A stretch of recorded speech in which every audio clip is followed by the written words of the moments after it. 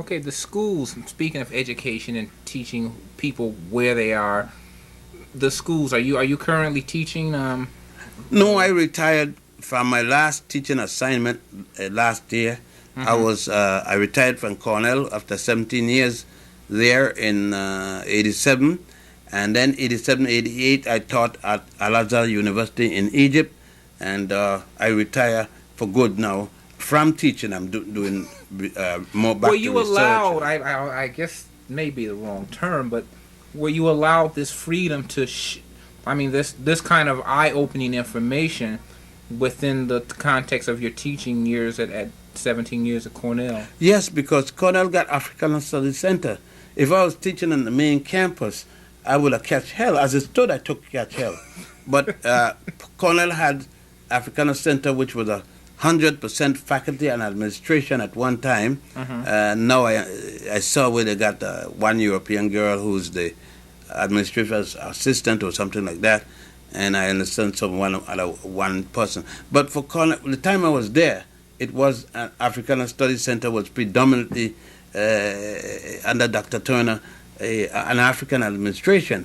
And not only that, but every time people attack me, I support my evidence, and Dr. Turner had no other thing but to keep me, because when people attack me, I came with the documents. Okay. So my adversaries all at Cornell. And now that I've gone, Bonnell, who follow me, now is supposed to be the hero, quoting everything I wrote and quoting others, can't even put a book for himself, and now he's the hero. All over his book, he quoted me. Question: in your studies, looking at who was it that you was the father of medicine? Because I am Imhotep. From studying in your research, have you come across any disease such as AIDS?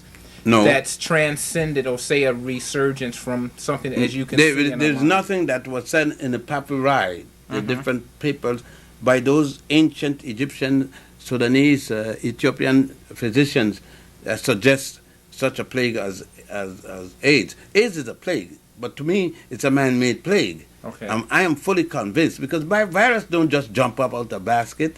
AIDS just suddenly happened.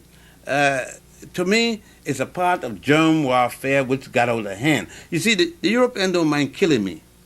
Right. But he won't to kill himself. And when he started to die by it, almost, and more than me, because he got more people than him, than me, percentage-wise, I may be higher than him in percent, but in actual people dying, he's way higher than me. Now, he don't want to, he thought that drugs were going to eliminate me and then touch him. But now when he finds it, so he's trying to stamp it out. Now because his children die more than mine. Now, the same way, AIDS he thought was going to be able to get me. They experimented in Africa, they experimented in Haiti. Well, the thing got out of hand. And now he got it. And that is the same way he's done everything. Okay. But there's no evidence of such. There was no evidence of syphilis. Syphilis is a European disease.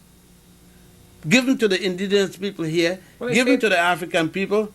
And they said that all the technologists and all the physicians said that it come from sleeping with dog. Man sleeping with a bitch dog. Oh, okay. And I had heard it sleeping with sheep. I hadn't heard it with the dog, too. The boatman's trait. Like humans, so the fact that transmitted the disease. Even sheep, it don't make it better. Yeah, because they had commented that yes. What's his face had syphilis. Right.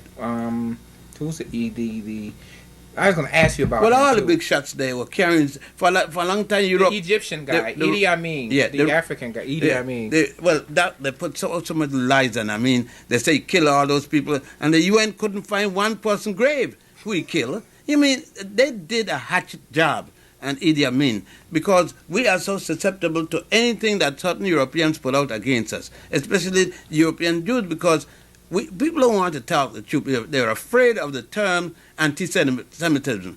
But look who, the NWC, the Urban League, who are the ones, the Europeans, that predominant, that control the mind of African Americans? Who are the ones that dominate on the board of the NAACP in the white community? European Jews. The white people mostly on those boards are doing. Look at the teachers' union. We can't deny the fact that the majority of the white who control the union and the teachers' union are Jewish Americans.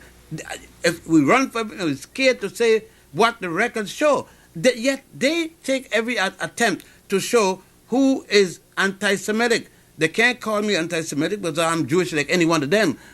I am a Jew just like they're Jews. Right. So they're going to call me anti-Semitic too? But okay, I don't give a damn about what they're going to say. I mean, these are the facts. Let them come and I'll debate any rabbi like I did the last time when I debate that Rabbi Seltzer. Let them come. I'll debate the Grand Rabbi of Jerusalem if they want. And the issue. We would the question was, in as much as you have a greater awareness and understanding of history and religion and God, do you practice a religion? Is yes. that something that you? Yes, I worship my wife and my children. Okay. God is a concept. Right. Mm-hmm. It's a belief. No one knows. Mm-hmm. And true. If I gonna believe in a deity, I believe in a goddess. I can't see a baby being born through a man-ribbed cage. I could see a baby being born through a vagina. They're doing it right now across the street in Harlem Hospital. While I'm talking to you, at least 2 or 3 babies have been born through a woman's vagina, and not out of mud or clay. Right. It's out of meat, which came from blood. Okay? Right. That's how babies come. And babies come from a man's penis and a woman's vagina. That's the only kind of babies I know. None. I have never seen a baby from clay. Speaking of that, what do you think about the focus we've gotten so far away from husband and wife and the concept of people being married to have children, and they're hollering now, and it's really pushed in a minority community, condoms and all these things. Because economics. Okay. When man and woman had marriage, it was never under a economic system we have. The woman stood home and the man worked. The man worked at least enough to take care of his family. But when the woman had to leave the house to work in these sweatback factories, which still exist, then the role breaks down. Why should a woman listen to the man? And in many cases, she's making more money than him. Mm-hmm. So the man can't no longer, we're going to tell her. You could tell her, come in the house, and she said, look, man, don't talk me nonsense. I'm making $100 more a week than you. This house depends on me as much as you. So what happened is the woman started to now reevaluate the position and saying that, look now, I make as much money as you. In our case, since more women go to college because of the advantage they had in the origin of slavery and so forth, it is the woman, basically the African woman, who makes more money in the family. Mm-hmm. And she's put at a much more economic and lucrative position than the man. So to expect marriage to be this nonsense about marriage made in heaven. Marriage is not made in heaven. You see a man down at City Hall give a license, another one with his shirt turned backward, mm-hmm. Get up in front and say that what God have put together. He just put them together. No, God put nothing together. But all those things go down. Mm-hmm. So when it break up, if God put it together, why didn't God keep it together? Because it's only something said. The reality is 2 people get together and those people got to run their life. And the economic thing gets so damn hard that one run and leave mm-hmm. the whole damn family. Mm-hmm. And we don't want to deal it. You see, we lie to ourselves daily. Right. Because we are taught to lie on Sundays in the pulpit and Saturdays in the pulpit and Fridays in the pulpit. That's the Muslim, the Christian, and the Jews. Mm-hmm. And an ego trip.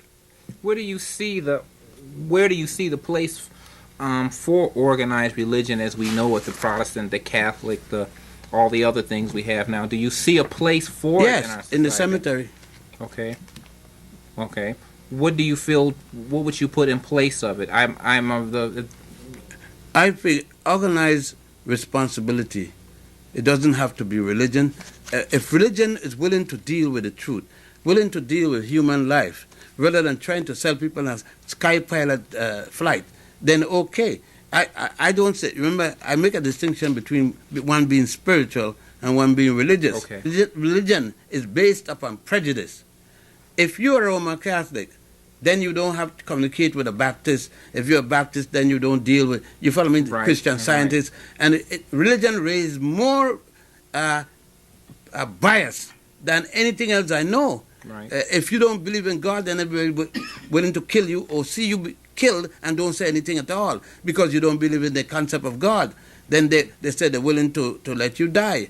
But the whole point of this is that I could be a good person without any religion.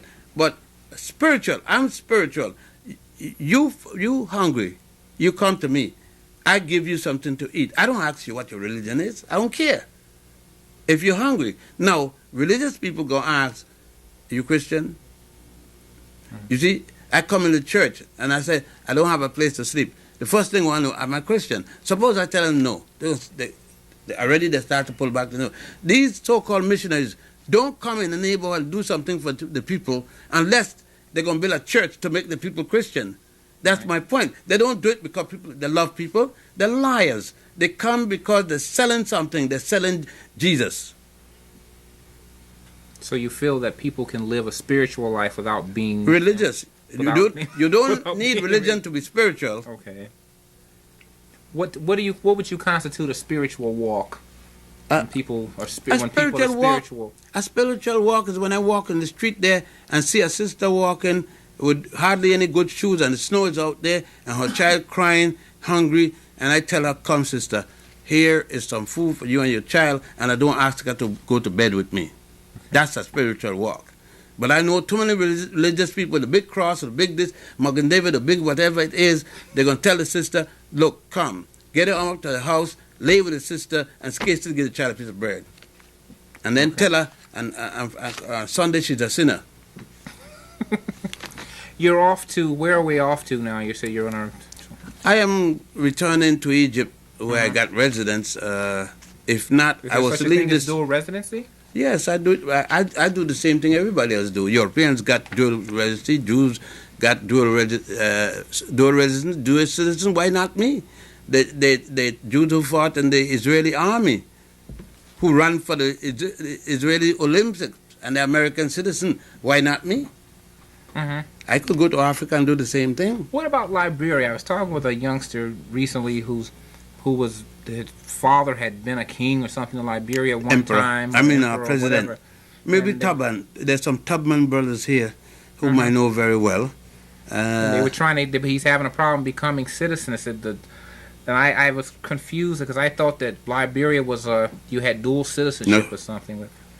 You don't have dual citizenship openly. It's one you take for granted. Okay. But then when you're black, that doesn't operate.